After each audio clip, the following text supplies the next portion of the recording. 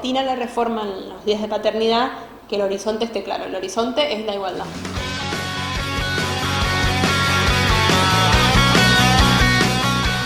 ¿Qué importancia tiene la presentación de este proyecto Cuidar en Igualdad?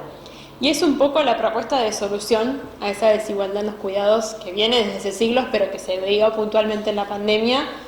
La economía del cuidado fue el único sector que no se paró en la pandemia y que estuvo más vivo que nunca y que sobrecargó a las mujeres. Entonces, el proyecto de ley, junto con un montón de otras cosas que venimos haciendo desde el Ministerio de las Mujeres, una mesa interministerial, una campaña nacional, un mapa federal de los cuidados, el proyecto es de alguna forma la solución más estructural y de largo plazo. ¿Cómo sacás esa sobrecarga de los hombres y de las mujeres? Bueno, con un sistema de cuidados que distribuya esa responsabilidad socialmente, con más espacios para cuidar, con más gente remunerada cuidando, y también la distribución adentro del hogar a través de las licencias igualitarias, ¿no? Planteando a los varones como personas igualmente responsables en el cuidado desde el día 1 de nacimiento o de crianza. Entonces, el proyecto de ley es la respuesta a esa desigualdad que vimos. Hay dos ejes centrales dentro de este proyecto de ley que tienen que ver con la reforma de las licencias, como vos bien mencionabas, y crear el sistema integral de cuidados. ¿Qué nos podés contar específicamente de estos dos ejes? El sistema lo que hace es crear una jerarquía que va adentro del Estado, que va a estar supervisando que se amplíen los espacios de cuidado, comprometiendo el 8,5% del presupuesto de obras públicas en esos espacios, y ampliando la formación a cuidadores y cuidadoras, la registración, o sea, en un registro público de cuidadores y cuidadoras con distintas profesiones en el Ministerio de Trabajo, y después el subsidio y otorgamiento de horas de cuidado de esos cuidadores y cuidadoras a través de un baremo. Un baremo es como una forma de evaluación de los grados de fragilidad y de dependencia, y en función de eso, cuánto cuidado necesitas, ¿no? Eso, al poner ese baremo que está en la ley, que lo tiene que reglamentar el Ministerio de Salud y estaría dentro del plan médico obligatorio, lo que se hace es asegurar más servicio de cuidado, por ejemplo, para personas mayores que hoy no lo tienen, ¿no?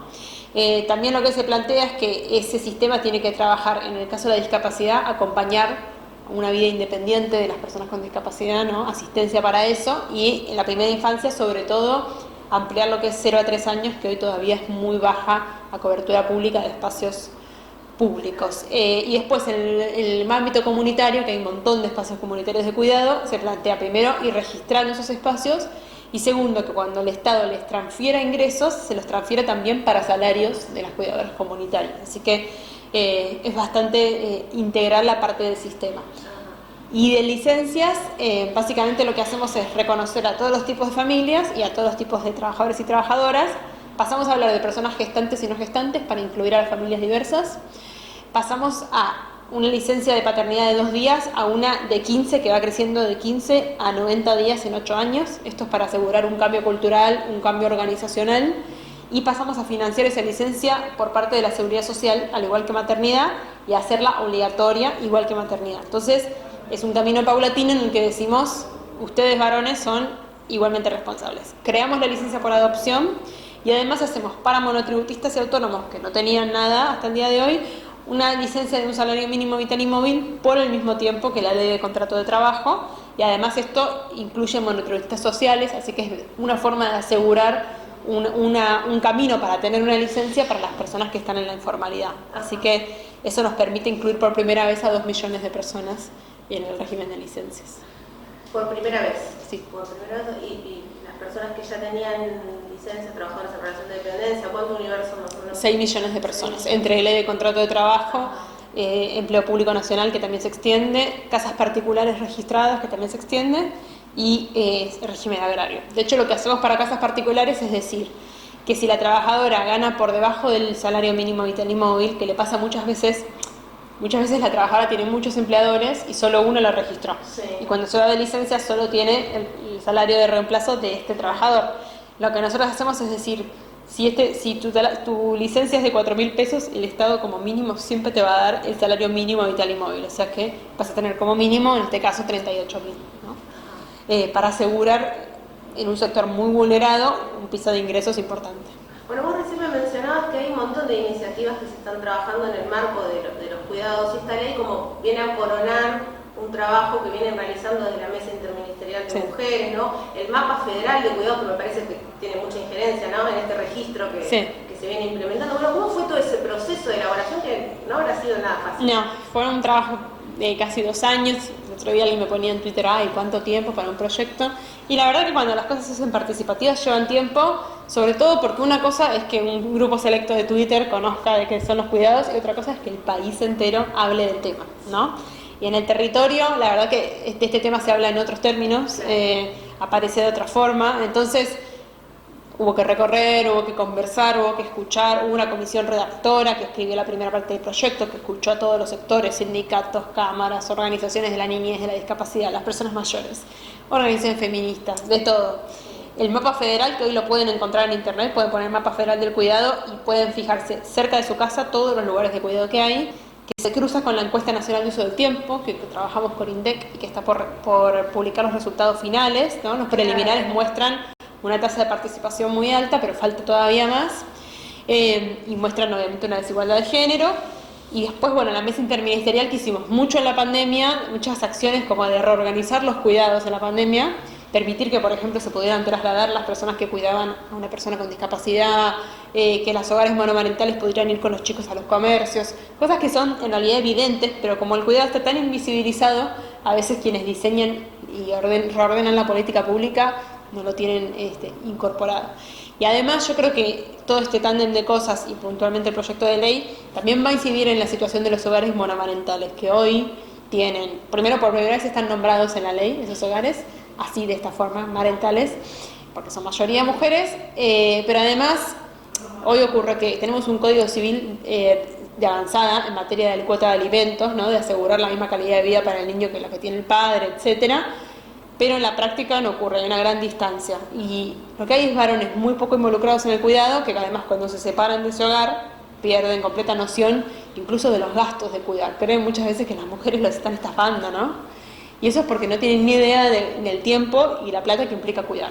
Para nosotros involucrar a los varones desde el principio, en el nacimiento, en la licencia, nos hace una transformación de mediano plazo para eso, que va de la mano con una última cosa que también hicimos, bueno, dos.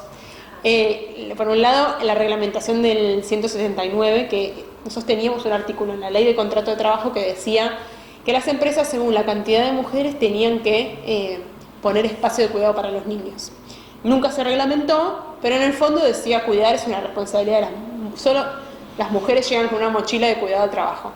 Ahora la reglamentamos hablando de personas. Si vos sos una empresa que tiene un establecimiento que tiene más de 100 personas trabajando, tenés que o poner un espacio de cuidado para la primera infancia o subsidiar parte de la contratación de una trabajadora de casa particular registrada o de un jardincito habilitado, ¿no? Entonces lo que hacemos ahí es asegurar la resolución del cuidado, porque si no la mitad de las mujeres con niños menores de 3 años está fuera del mercado de trabajo, y por otro lado asegurar la calidad del empleo de la trabajadora de casa particular y del espacio de cuidado para los niños, ¿no? Es una triada. Por último, se conecta con el programa Registrada, que lanzamos desde este ministerio y en conjunto con la mesa interministerial el año pasado, que lo que hace es apoyar el sector de casas particulares, que emplea 1 de cada 5 mujeres en Argentina, que tiene mucha informalidad y que a la vez es uno de los sectores que más sufrió la pandemia. Se perdieron como 300.000 puestos de trabajo y no había recibido Repro o ATP que sí recibieran otros sectores, ¿no? Sí. Así que el Registradas está vigente todavía y subsidia 6 meses, 50% del salario durante 6 meses a aquellas trabajadoras que sean registradas, y se les abre además una cuenta bancaria para que tengan además una bancarización accesible. Rescato lo de la territorialidad, que me parece fundamental. Nuestra visita hoy acá tiene que ver con eso de bajar a la realidad lo que es una iniciativa que muchas veces queda muchas iniciativas quedan en esto de cómo se aplica en el territorio, cómo impacta realmente en la vida, ¿no?, de las familias, de los hogares diversos que hay, y preguntarte entonces cuáles son los múltiples impactos, ¿no? Sí. Una vez aprobada la ley, el impacto de las licencias es muy concreto porque como es obligatorio, cualquier empleador o empleadora va a tener que otorgar esos días, ¿no?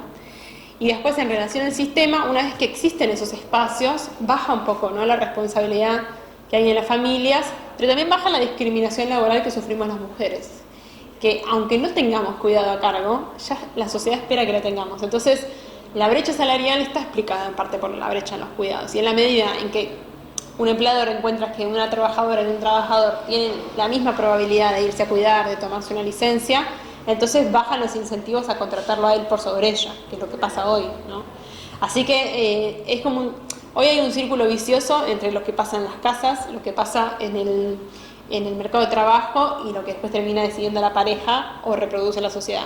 Lo único que corta eso es la política pública si funciona al revés, y eso es lo que estamos tratando de hacer. Estamos diciendo, mira que para nosotros ustedes son iguales, y eso, iguales en el hogar, puede después permitir que también sean iguales en otros espacios, ¿no? Como es no solo el mercado de trabajo, sino la participación política y obviamente las situaciones de violencia que están conectadas con esto también. Bueno, leyendo la iniciativa, propone un cambio cultural profundo, sí, ¿no? Que es el que siempre se dice cuando hablamos de los temas de cuidado, de violencia de género, de reproducir estereotipos, sí, ¿no? De cumplir roles. Tiene que ver con un cambio cultural que generalmente llega un poco más tarde de lo que son las iniciativas, ¿no? Me parece que apunta a eso. Sí, para nosotros era importante que la política pública esté adelante de ese cambio cultural y no atrás, porque ya sabemos, estudiando sobre todo la experiencia internacional, que no ocurre naturalmente, digamos, o sea, justamente como hay un círculo vicioso, porque con la brecha salarial, una pareja ante un nacimiento decide cuidar el salario más alto, y ese es en general del varón, entonces se vuelve a reproducir varias veces más lo mismo. Lo único que lo rompe o que lo transforma es que el Estado esté más adelante, ¿no? Entonces, por eso, aunque es paulatina la reforma en los días de paternidad, que el horizonte esté claro. El horizonte es la igualdad. ¿Y por qué es importante? Esto también me parece que es central visibilizarlo, que el Estado tome la iniciativa en este tema. Porque lo que ocurre adentro del hogar es una cuestión política y social, ¿no? Es una responsabilidad de toda la sociedad que el Estado tiene que garantizar. Porque es un factor de desigualdad, porque si uno mira las cuestiones que le importan al Estado hace mucho tiempo, la pobreza, la desigualdad, la informalidad, los jóvenes niños, todo está lleno en el fondo de mujeres que están cuidando. Entonces, si el Estado quiere trabajar por eso y transformar de verdad la desigualdad, entonces tiene que empezar por los cuidados. Si uno monetariza la economía del cuidado, da entre el 20 y el 24% del PBI, o sea, es mucho más alto, entonces ahí te das cuenta que la gratuidad de los cuidados es funcional al sistema económico y a la desigualdad económica. Y ahí también te das cuenta que transformar eso entonces no es tan fácil, porque es funcional. Y yo creo que las áreas de género siempre tenemos el desafío de que no nos dejen como en un cuarto propio o trabajando solo en lo simbólico, sino que nos dejen incidir en esas mesas tan masculinizadas en donde se organiza la economía, el trabajo. Y el cuidado tiene una función ahí. Es la agenda más económica de la agenda feminista. Entonces, yo creo que de alguna forma este proyecto de ley también es una respuesta a los paros internacionales, es una respuesta al 8 de marzo, o sea, tiene que ver con ese plano de la igualdad que nos va a permitir después pensar igualdad después cada vez en más esferas, ¿no? ¿Cuál es la expectativa con respecto a este proyecto? En principio tenemos mucha expectativa, sobre todo porque todos los bloques tienen proyectos en este tema y porque al estar financiado por la Seguridad Social se sortea el problema que hubo siempre en relación a los días de paternidad a cargo del empleador, claro, que siempre de alguna forma limitaron estas transformaciones, y acá seguimos una recomendación de la OIT, que es financiar esto como financias maternidad, que no es que le sacás la responsabilidad al empleador, sino que va vía aportes y eso se financia solidariamente. Entonces el empleador tiene disponible un salario, cuando el trabajador se va de licencia, se lo pagan ese salario y el empleador tiene disponible un salario para su reemplazo. Y nosotras esperamos poder tenerlo aprobado lo antes posible y después ponernos a trabajar, porque es un punto de largada, no de llegada. El sistema se construye con años y la cultura, digamos, en torno al cuidado con más años todavía. Entonces, pero sí creemos que es de esas cosas que pueden ser un antes y un después, y además es un proyecto que puede ser referencia a nivel regional. Gracias, Lucía. Gracias a ustedes.